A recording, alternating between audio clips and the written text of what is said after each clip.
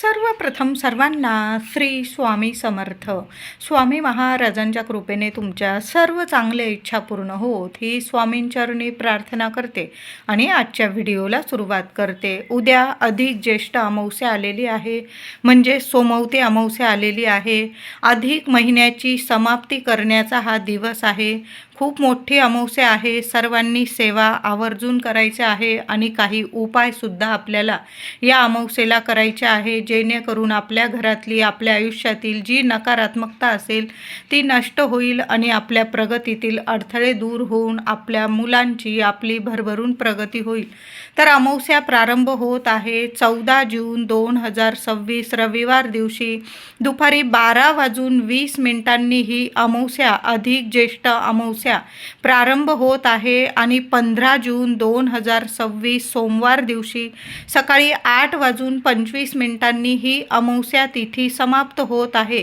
पण ही अमावस्या तिथी सूर्योदयाने बघितलेली असल्यामुळे संपूर्ण दिवस ही सोमवती अमावस्या लागू असणार आहे. म्हणून आपल्याला 15 तारखेला सोमवती अमावस्या साजरी करायची आहे. 14 जून आणि 15 जून दोन्ही दिवस अमावस्या तिथी असणार आहे. म्हणून जे उपाय, काही सेवा या दोन्ही दिवसात तुम्ही करू शकता. तर आंघोळीच्या पाण्यात एक वस्तू टाकून आंघोळ करायची आहे. आंघोळीचा उपाय आपल्याला 15 तारखेला करायचा आहे, कारण 14 जूनला दुपारी 12:20 ही अमावस्या तिथी प्रारंभ होत आहे. तुम्ही जर उशिरा आंघोळ केली लहान लेकरांना वगैरे, तर तुम्ही हा उपाय 14 तारखेलाही करू शकता. तर थोडंसं गंगाजल आणि थोडं खडं मीठ, आता खडं मीठ नसेल टाकायचं, बारीकसा खडा तुरटीचा आंघोळीच्या पाण्यात जरूर टाका. तुरटी, खडं मीठ, जी काही आपल्यामध्ये, आपल्या मनामध्ये जी नकारात्मकता असते किंवा बाहेरील काही बाधा, नजर बाधा असेल, ती संपूर्ण नष्ट करण्याचं काम खडं मीठ आणि तुरटी करत असते. आणि हा उपाय जर आपण अमावस्या तिथीत जर केला तर खूप प्रभावी ठरतो. आपल्या मनातील, शरीरातील जी नकारात्मकता असते लगेच नष्ट होते. म्हणून आंघोळीचा हा उपाय सर्वांनी करा. 14 जून आणि 15 जून दोन्ही दिवस तुम्ही हा आंघोळीचा उपाय जरूर करा. तुमच्या कुंडलीतील चंद्रग्रह जरूर मजबूत होईल आणि एकदा का चंद्र मजबूत झाला की मग या जगात तरी आपल्याला कधीच कशाला कमी पडत नाही. म्हणून आणि आपलं मनसुद्धा स्थिर राहतं. मन चंचल, तुमचं मनात वाईट साईट विचार येत असतील तर ते सुद्धा निघून जातील आणि तुमचं मन स्थिर होईल आणि तुम्ही जे पण उपाय कराल, सेवा कराल, त्याचं तुम्हाला भरभरून फळ मिळेल. म्हणून आंघोळीच्या पाण्यात आवर्जून थोडंसं तुरटीचा खडा टाका, गंगाजल टाका, थोडं खडं मीठ टाका. तिन्ही वस्तू टाकल्या तरीही चालेल. सुंदर सोन्यासारखे अनुभव येतील तुम्हाला. कुणाची नजरबाधा लागलेली असेल लगेच नष्ट होईल आणि तुमच्या प्रगतीतील अडथळे दूर होऊन भरभरून प्रगती व्हायला सुरुवात होईल. तुम्ही व्यवसाय करत असाल, नोकरी, जे पण काम कराल त्याला, कष्टाला तुम्हाला भरभरून फळ मिळेल. लहान लेकरांना सुद्धा हा उपाय आवर्जून करायचा आहे. महिलांनो, हा आंघोळीचा उपाय सर्वांनी करा.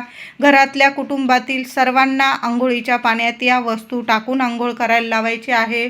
आंघोळीनंतर उंबरठ्यावर हळदीचं लेपन जरूर करा. महिलांनो, मोठी अमावस्या आहे. आपण उंबरठ्यावर हळदीचं लेपन करताना त्यात थोडंसं गोमूत्र, गंगाजल, गुलाबजल या गोष्टी टाकू शकता. थोडी तुमच्याकडं दालचिनीची पावडर असेल किंवा तुमच्याकडं चंदनाची पावडर असेल तीही टाकली त्या लेपन करताना, तरीही यामुळे सुद्धा घरातली जी नकारात्मकता असते, वास्तुदोष असतात, पितृदोष असतात, ते सुद्धा निवारण होतात आणि आपल्या घरात लक्ष्मी स्थिर होते आणि पैशांच्या ज्या अडीअडचणी असतात ना त्या दूर होतात आणि घरात बरकत येते, लक्ष्मी स्थिर होते. म्हणून उंबरठ्यावर हळदीचं लेपन जरूर करा. उंबरठ्याची हळदी, कुंकू, फुलं, अक्षता वाहून छान पूजा करा आणि एखाद्या मातीच्या पंतीत किंवा एखाद्या वाटीत थोडेसे अख्खे तांदूळ घ्यायचे आहे. तांदूळ घेताना अख्खेच घ्यायचे आहे आणि तुमच्या उंबरठ्यावर एका साईडला जिथं कुणाचा पाय लागणार नाही तिथं ते तांदूळ आणि त्यावर 2 कापराच्या वड्या, 2 लवंग असं ठेवून द्यायचं आहे. सकाळीच ठेवून द्या. तुम्ही हा उपाय 15 तारखेला करायचा आहे. 15 तारखेला सकाळी अंघोळीनंतर हा उपाय करा. हळदीचं लेपन करा उंबरठ्यावर आणि उंबरठ्यावरच एका साईडला मातीची पंती घेतली चालेल. त्यात थोडेसे तांदूळ ठेवा, 2 कापूर वडी ठेवा त्यावर आणि 2 लवंग ठेवा. दिवसभर राहू द्यायचं आहे आणि संध्याकाळी दिवे लागणीला तो कापूर त्या तांदळावर जाळून टाकायचा आहे. उंबरठ्यावरच येण्या जाण्याच्या रस्त्यात घ्या तो कापूर आणि जाळून टाकायचा आहे. दोन्ही हात उंबरठ्याला लावा. माता लक्ष्मीला तुम्हाला जी इच्छा असेल ती बोला. घरातली नकारात्मकता दूर होऊ दे, माझ्या घरातलं दुःख दारिद्र्य दूर होऊ दे, माझ्या लेकराबाळांची कुटुंबाची भरभरून प्रगती होऊ दे, लक्ष्मीनारायणांची कृपा राहू दे. तुम्हाला जी इच्छा असेल ती बोला. मी उदाहरण सांगितलेलं आहे. अशा पद्धतीने उंबरठ्यावर सकाळीच एका मातीच्या पंतीत या वस्तू ठेवा आणि संध्याकाळी दिवे लागणीला या वस्तू जाळून टाकायच्या आहे. जास्त कापूर जाळता आला तुम्हाला जाळा. अजून 2-4 लवंग जाळता आल्या उंबरठ्यावर जाळा. चांगले अनुभव येतील तुम्हाला. सुंदर सोन्यासारखे अनुभव येतील. त्याचबरोबर महिलांनो, तुम्हाला जर कर्पूर होम करायचा असेल तर संध्याकाळी 15 तारखेला संध्याकाळी किंवा 14 तारखेला संध्याकाळी तुम्ही दोन्ही दिवस कर्पूर होम तुम्हाला जेव्हा जमेल ना तेव्हा करू शकता. एक नारळ घ्यायचा आहे. चांगला नारळ घ्या आणि तो एखाद्या ताटलीत वगैरे ठेवून घ्यायचा आहे, म्हणजे चटका वगैरे तुम्हाला लागणार नाही. देवघरासमोर आपल्याला प्रथम कर्पूर होम करायचा आहे. 7 कापराचे तुकडे घेऊन घ्यायचे आहे आणि तो कापूर एक एक करून तो नारळावर जाळायचा आहे. प्रथम देवांना तो कर्पूर होम दाखवायचा आहे. नंतर संपूर्ण घरात तो कर्पूर होम फिरवायचा आहे. यामुळे सुद्धा घराची नजरबाधा उतरून जाते. लगेच कुणाचीच कधी आपल्या घराला, दाराला, आपल्या प्रगतीला, आपल्या लक्ष्मीला, मुलांना कधीच कुणाची नजरबाधा, इडापिडा लागत नाही. म्हणून असा दर अमावस्येला कर्पूर होम करू शकता. फक्त तुम्हाला एक नारळ लागेल. एखाद्या ताटलीत वगैरे ठेवून घ्या, म्हणजे तुम्हाला चटका वगैरे लागणार नाही. तुम्ही नेहमी करत असाल, हातात नारळ पकडत असाल तर तुम्ही तसंही करू शकता. प्रथम करत असाल तर एखाद्या भांड्यावर तो नारळ नीट ठेवून द्या, म्हणजे हलणार वगैरे नाही.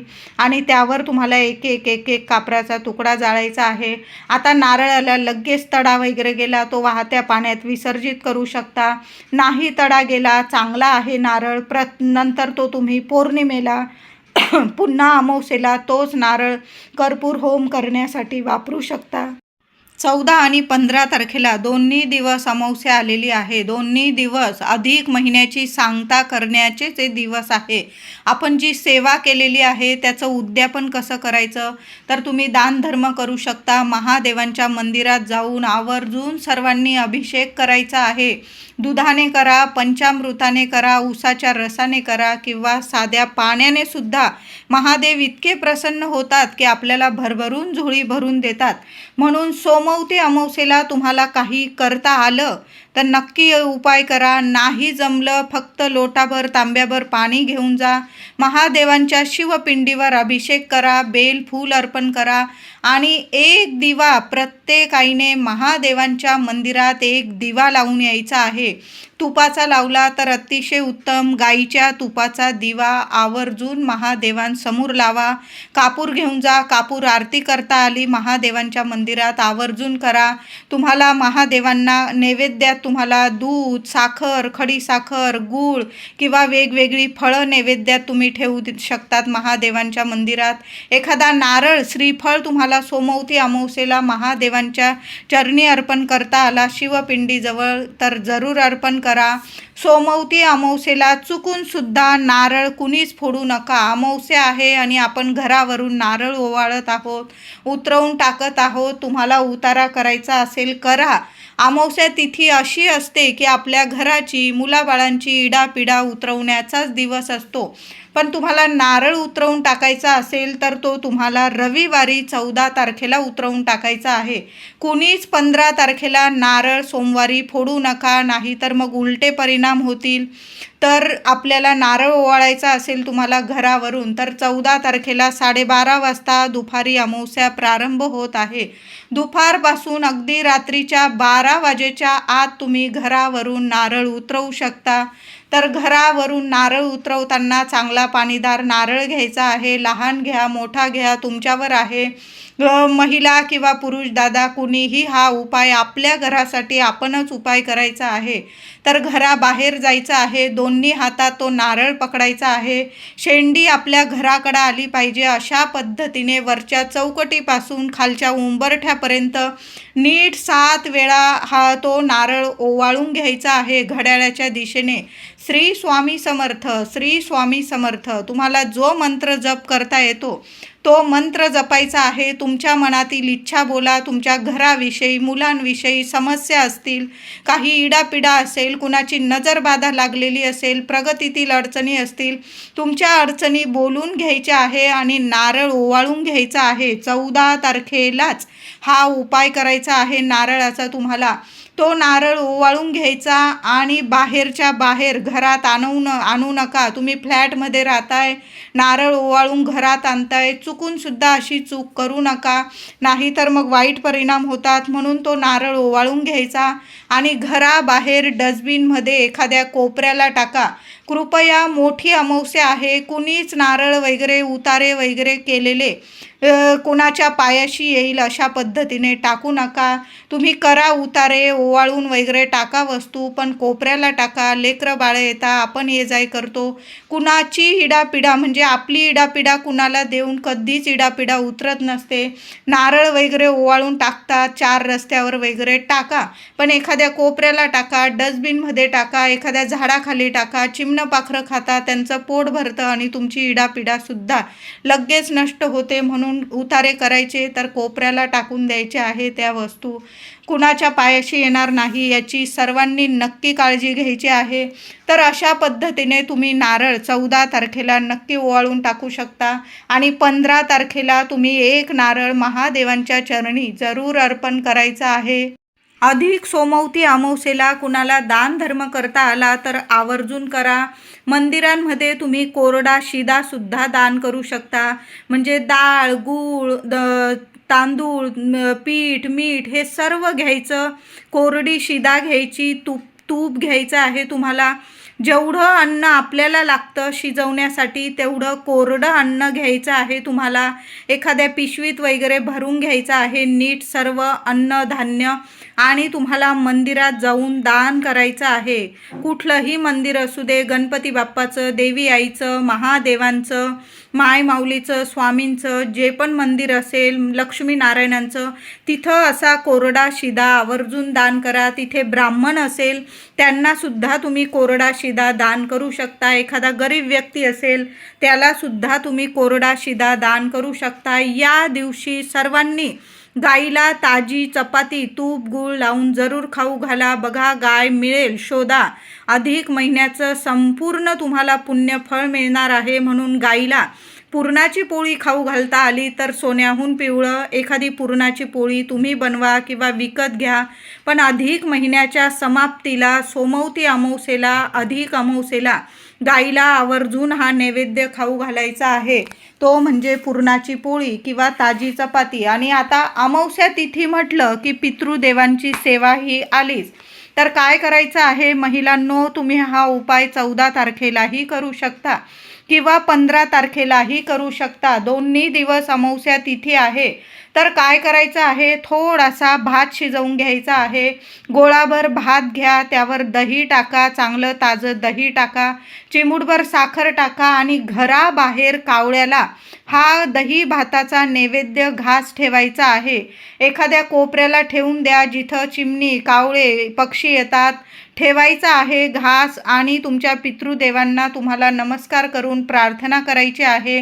तुमच्या मनातील इच्छा बोला आणि नमस्कार करून घरी यायचं आहे. मागे वळून बघू नका. चिमणी खातंय, पाखरं खातंय, कबूतर खातंय, तुम्ही तुमचं कर्तव्य केलं आहे. अमावस्या तिथीत घासातला घास आपल्या पितृदेवांसाठी जो व्यक्ती काढून ठेवतो ना, त्या व्यक्तीला कधीच कुठला पितृदोष लागत नाही आणि पितृदोषाच्या अडीअडचणी त्याच्या आयुष्यात, त्याच्या मुलांच्या आयुष्यात येत नाही. म्हणून दर अमावस्येला थोडा का होईना दही, भात, साखर आपल्या पितृदेवांच्या नावाने घराबाहेर कावळ्याला जरूर खाऊ घालायचा आहे.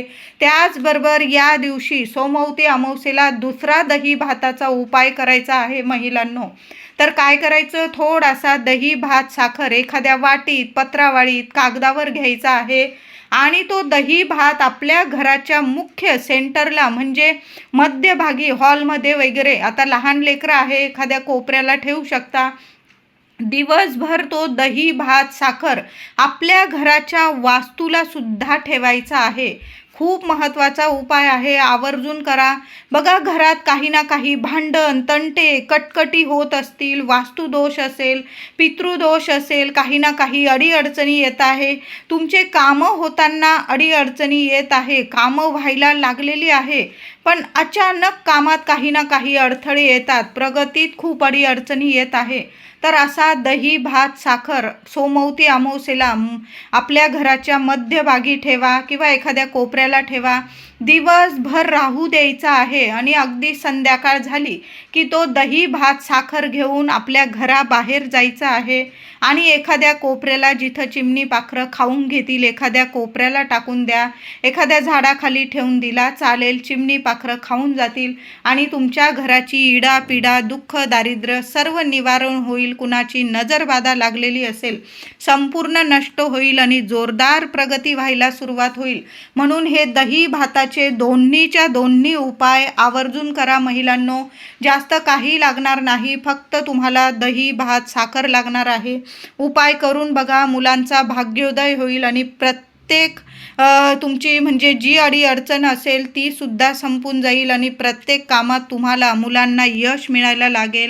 सोमवती अमावस्येला संध्याकाळी एक चौमुखी दिवा आपल्या मुलांसाठी, कुटुंबासाठी महिलांनो आवर्जून लावा. तर मातीची पंती घेऊ शकता किंवा कणकेचा दिवा चौमुखी बनवून घ्या आणि त्यात तेल टाकायचं आहे. तुम्हाला दुहेरी वाती बनवा 4 आणि चौमुखी दिवा तयार करून घ्या. एखाद्या ताटलीत वगैरे ठेवा. दिव्याची हळद कुंकू वाहून पूजा करा आणि तो दिवा आपल्या मुख्य दाराशी लावायचा आहे. हे 30 दिवे दीपदान केल्याचं तुम्हाला पुण्य फळ मिळणार आहे. कुठंही जायची गरज नाही. आपल्या मुख्य दाराशी सोमवती अमावस्येला असा एक दिवा आवर्जून लावा.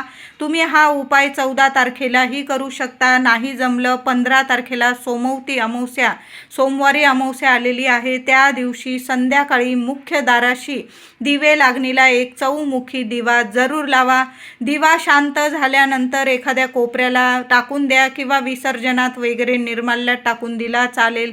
तो दान केलेला आहे. दिवा घरात घेऊन पुन्हा वापरात घेऊ नका. तो दान केलेला आहे. ते 30 दीपदान केल्याचं तुम्हाला पुण्यफळ मिळेल.